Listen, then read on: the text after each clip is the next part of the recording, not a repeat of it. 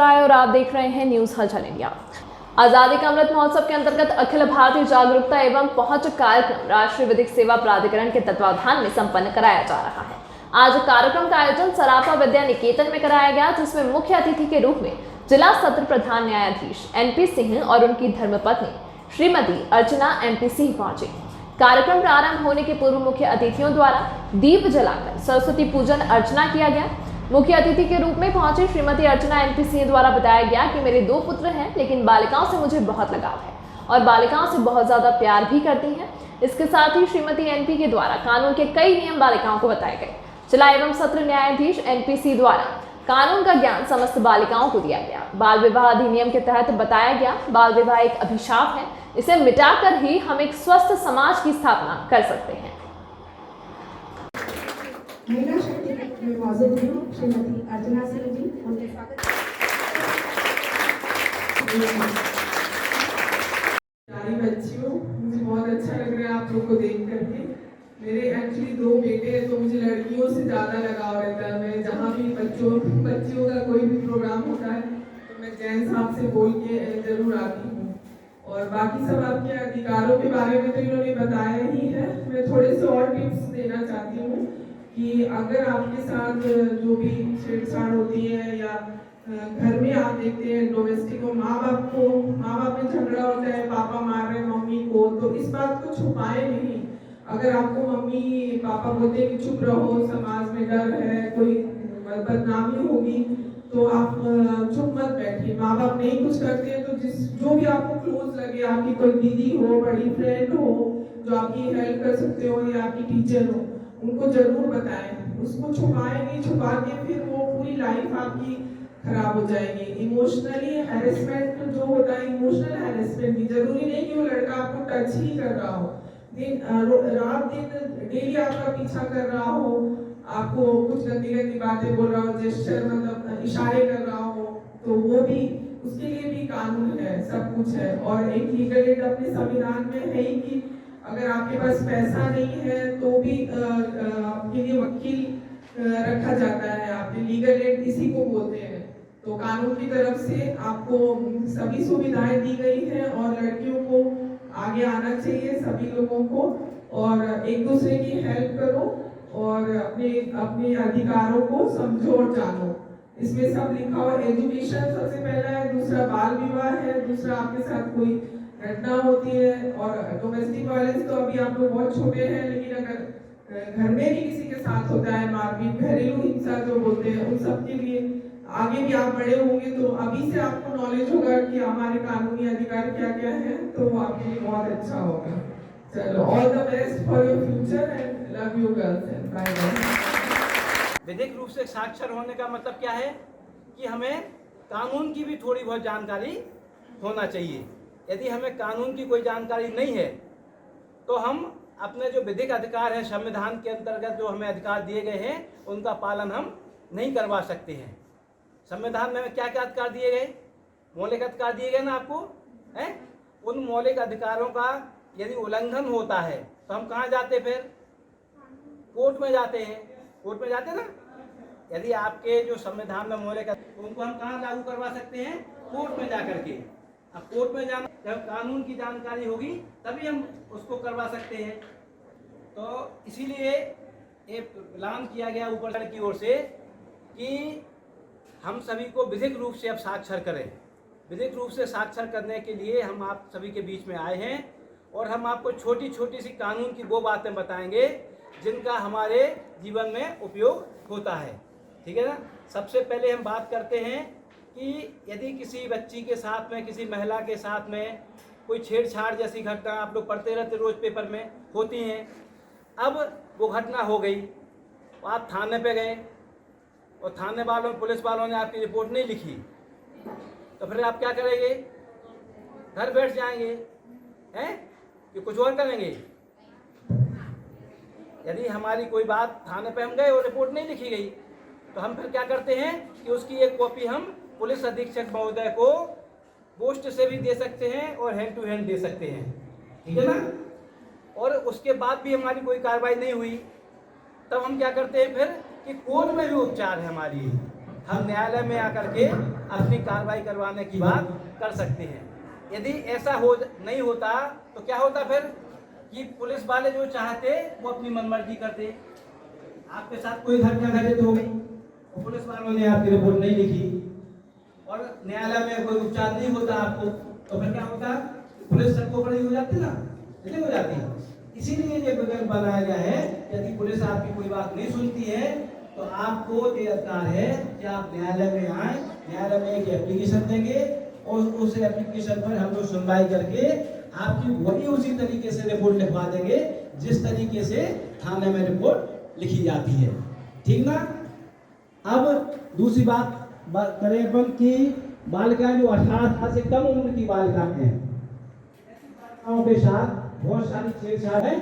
यदि ऐसी कोई घटना घटित होगी उसके लिए क्या है, कानून बनाया है। निर्भया कांड सुना हो गया ना, निर्भया कांड सुना है। आज़ादी का अमृत महोत्सव के अंतर्गत आप मुख्य अतिथि के रूप में आए हैं, बहुत ही अच्छा आपके द्वारा उपदेश दिए हुए हैं, क्या संदेश हमारे चैनल के माध्यम से आप देंगे?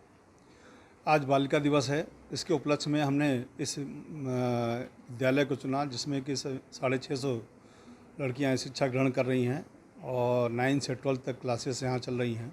ये शासकीय विद्यालय है। हमारा मुख्य उद्देश्य आज का ये था कि जो लड़कियों के लिए अधिकार बताए गए हैं वो अधिकारों की जानकारी इन लोगों को दें, जिससे वो अपने परिवार में, अपने समाज में और अन्य लोगों को जानकारी दे सकें कि लड़कियों के साथ जो घटनाएं होती हैं या उनको संपत्ति में क्या हक मिलेंगे, कहाँ पर मिलेंगे, उसके लिए क्या विधिक उपचार उपलब्ध है, उसकी जानकारी दी गई। उन्हें यह भी समझाइश दी गई कि क्योंकि उनकी उम्र अभी 18 साल से कम है तो बिना ड्राइविंग लाइसेंस के, बिना इंश्योरेंस के वाहन करना चलाएं, जिससे कि कानून का पालन हो सके। और ये हमारा उद्देश्य, हमने ये भी उनको बताया गया है कि शिक्षा ही सबसे बड़ा उनका हथियार है। यदि वो शिक्षित रहेंगी तो आर्थिक रूप से सबल बनेंगी तो वो अपने निर्णय स्वतंत्र रूप से ले सकेंगी और अपने परिवार, अपने समाज और अपने देश के लिए काम कर सकेंगी। धन्यवाद। और आपकी पूरी पहचान को सुरक्षित रखा जाएगा, ना पेपर में नाम आएगा, ना निर्णय में नाम आएगा, इससे कि ये नहीं मालूम पड़ेगा कि किस लड़की के संबंध में ये फैसला हुआ है। इससे आपकी व्यक्तिगत जो सुरक्षा है, व्यक्तिगत जो आपकी जो राइट टू प्राइवेसी है, वो आपकी सब बनी रहेगी। दूसरा यह है कि बाल विवाह अभी भी इन दिनों से प्रतिबंधित किया गया है, लेकिन फिर भी हो रहा है। उसके लिए भी हमारा अनुरोध है कि आप लोग जहाँ कहीं भी किसी लड़की का बाल विवाह हो रहा है तो पुलिस को सूचना दें, महिला बाल विकास अधिकारी को सूचना दें, नहीं हो तो कोर्ट को सूचना दें। जरूरी नहीं कि ये आपके साथ ही, यदि आपके साथ आपकी सहेली का भी हो रहा है, यदि आपकी कोई काम करने वाली लड़की बाई है, उसकी लड़की का बाल विवाह कर रही है तो आप उसे समझाइए। आपका दायित्व है कि वो बाल विवाह न करे तब तक कि उसकी उम्र 18 साल से ज़्यादा नहीं हो जाती। तो हमारा माध्यम है कि आप इसकी जानकारी अपने तक सीमित न रखें, जिसको जानकारी की ज़रूरत है उसको ये सलाह जरूर दें, जिससे कि समाज में जो इस प्रकार की घटनाएं हो रही हैं उनमें कमी आएगी। आप लोग ये मालूम होना चाहिए कि पहले क्या था कि लड़की की शादी हो जाती थी, उसको संपत्ति में कोई हक नहीं मिलता था। क्यों? क्योंकि बोले उसको हक मिलेगा, उसको ससुराल मिलेगा। तो वो कानून बदल गया है कि लड़की का अपने माँ बाप की संपत्ति में भी उतना ही हक है जितना उसके भाई का है, और ससुराल में भी उसको जो हक है वो वहाँ तो मिलेगा ही। ये नहीं समझना चाहिए कि लड़की की शादी हो गई तो अपने माँ बाप से उसका संबंध टूट गया है। आप 2005 का कानून है, आप अपने माता पिता से भी संपत्ति में अपना हक मांग सकती हैं। नहीं देने पर आप न्यायालय के माध्यम से अपना हक मांग सकती हैं, और ससुराल में भी आपको वही हक मिलेगा जो यहाँ मिल रहा है। ऐसा नहीं कि ससुराल में मिल रहा है तो आपको मायके में नहीं मिलेगा, आपको दोनों जगह से इसका हक मिलेगा। तीसरी चीज़ हमारे पास जो इस पर रखा हुआ है कि बेटी बचाओ। पहले क्या हुआ था कि लड़कियों को अच्छी निगाह से नहीं देखा जाता था, लड़कियों को का जन्म ही एक शोक दिवस के रूप में मनाया जाता था। इसका परिणाम ये हुआ कि लड़कियों की संख्या काफ़ी कम हो गई। तब हमें उसका महत्व समझ में आया कि नहीं, हमको जितनी संख्या में लड़कियों की ज़रूरत है उतनी ही लड़कों की ज़रूरत है। तो इस प्रकार और उनको बराबर हम लोग शिक्षा का भरण पोषण के लिए हर चीज़ में उनको समान व्यवहार उनके साथ करने का कानून बना रहे हैं। कानून बना भी है, बस इसकी जांच से इस स्कूल को चुना। प्राचार्य जी ने बताया कि 650 लड़कियां इसमें स्कूल में शिक्षा प्राप्त कर रही हैं और 1941 का स्कूल बना हुआ है।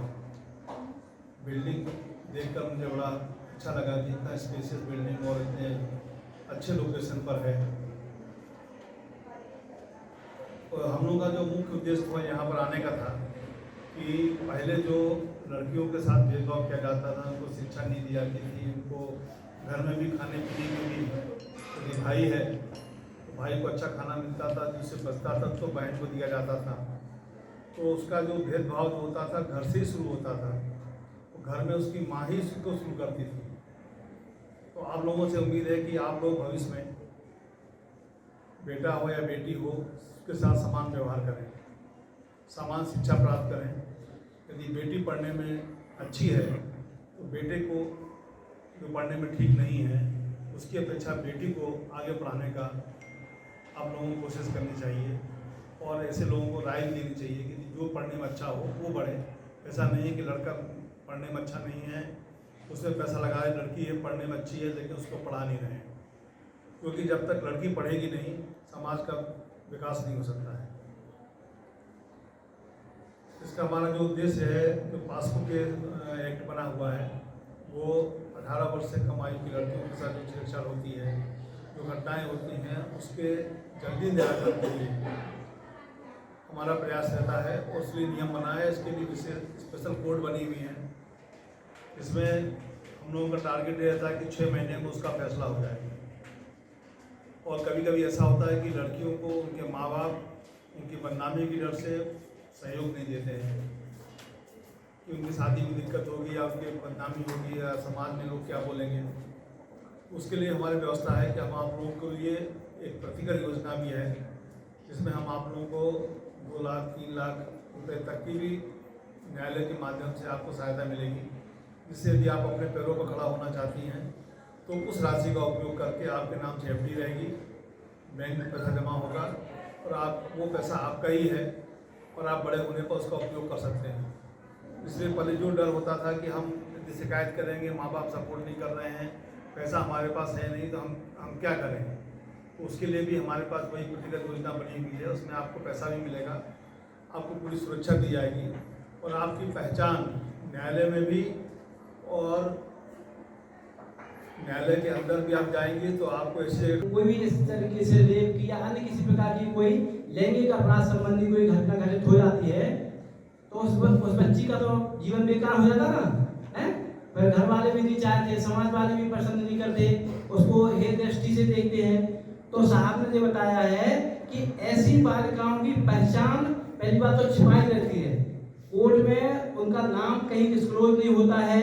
जब गवाही देने के लिए और जो लोग आते हैं वो आती हैं, बच्चियां आती हैं, तो उनके लिए ऐसे कटघरे बनाए गए हैं विशेष रूप से हमारे न्यायालय में कि जो मुलजिम व्यक्ति है वो आपको देख नहीं सकता है। ऐसा नहीं हो कि जो मुलजिम है वो आपको देख ले, वो आप उसके घर के बारे सही बात नहीं बता पाओ। समझ लेना आप लोग हैं। दूसरी सबसे बड़ी बात साहब ने जो बताई है कि ऐसे मामलों में बालिकाओं के लिए प्रतिकर की व्यवस्था भी की गई है। अभी हम हर महीने 4-5 लाख 8 लाख 10 लाख रुपया हम ऐसी बालिकाओं को दे रहे हैं जिनके साथ घटना घटित हो गई थी और बाद में उन व्यक्तियों को सजा हुई।